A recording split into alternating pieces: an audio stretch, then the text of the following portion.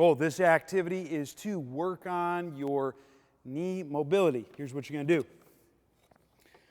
Get a box into the high position, and you're going to put one foot on the box, just like so.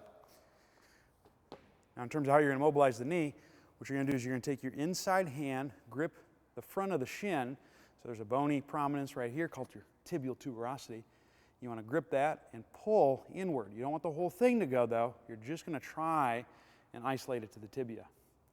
Just like this, my top arm, my forearm is going to rest on my thigh, and I'm going to pull the other direction. So I'm kind of creating this twisting action here.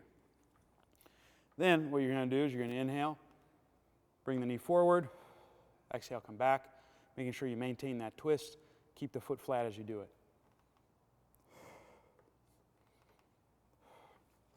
Just so you can see what it looks like from a side view.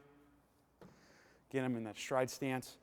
I'm going to twist one leg outward, grip the tibia, twist it inward. Inhale, go forward, keeping the heel down. Exhale, back.